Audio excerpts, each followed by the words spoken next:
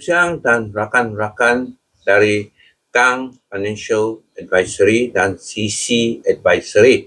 Ya, saudara, hari ini kita punya topik ialah bukan ini dan bukan itu, ialah kena bayar loan PT-PTM.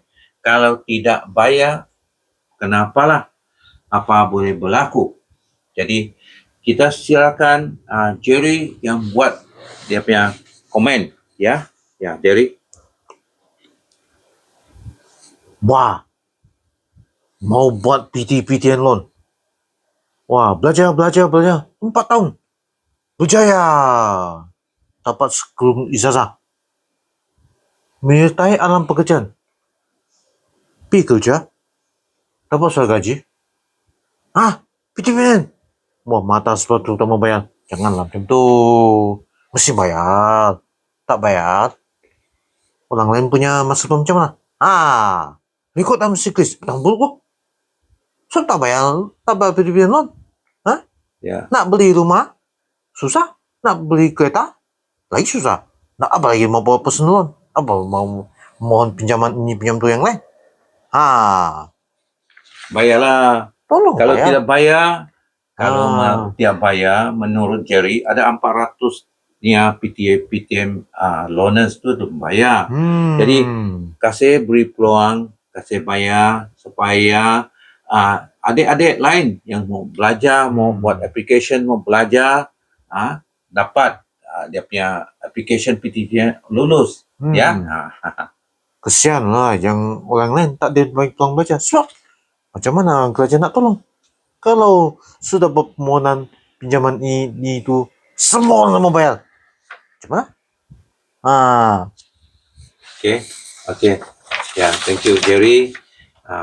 Jadi tanggungjawab, ya.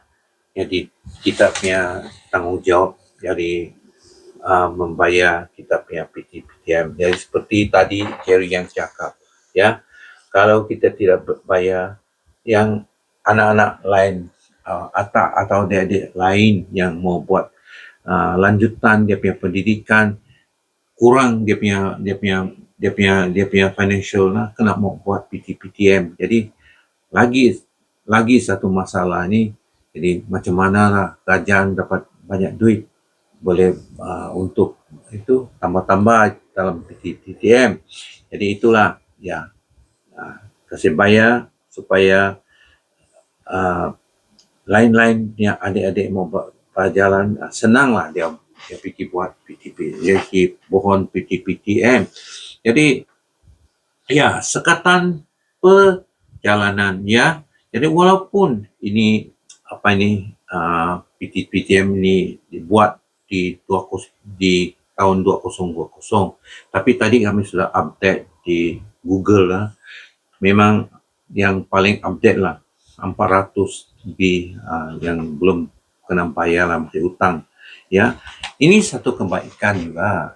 Bila kalau sudah bayar PT-PTM, nanti lain kali membuat permohonan beli kereta, membuat permohonan beli rumah, ini senang. Bila bank cek balik, PT-PTM cantik, jadi kita punya loan kena approve, ya.